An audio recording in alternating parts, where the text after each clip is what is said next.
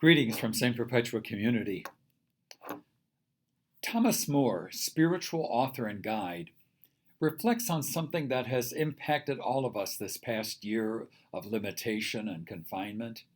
He once wrote, "The ordinary arts we practice every day at home are of more importance to the soul than their simplicity might suggest."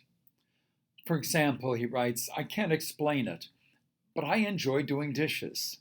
I've had an automatic dishwasher in my home for over a year, and I have never used it. What appeals to me as I think about it is the reverie induced by going through the ritual of washing, rinsing, and drying." One therapist observes that weaving and knitting, too, are particularly good for the soul because they encourage reflection and reverie. I thought of Moore's sense of simple ritual activity when a friend gave me a hand-crochet dish towel recently, along with a jar of honey her sister patiently harvested from the beehives she keeps. She said she's taken up crocheting during these past months.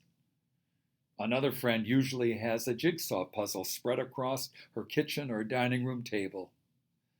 Those repetitive actions of knitting, or the focused concentration of putting puzzle pieces together, become a mantra, allowing one's thoughts to roam free, or even better, not to have to think at all, simply to be.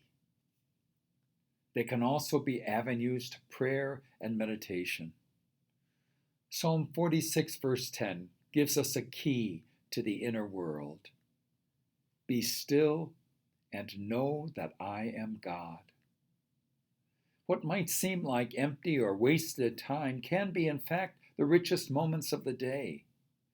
Silence and solitude provide the grace that nurtures, heals, reveals, and renews.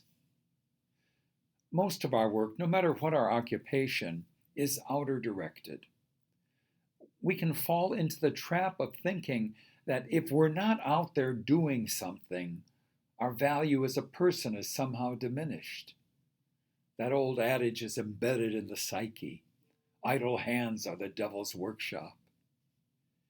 In a world of profit and utility, action and productivity are the measure of a person's worth.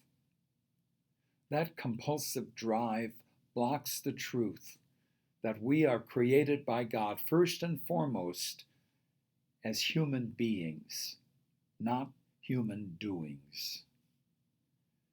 We each need a little corner in the Garden of Eden where we can commune with the Most High and feel at one with all of creation. In that silence, we nurture our bodies and our souls. As one person put it, only in the oasis of silence can we drink deeply from our inner cup of wisdom. If we have learned something of this truth because of the restrictions placed on us by the coronavirus, we will not have lived this past year in vain.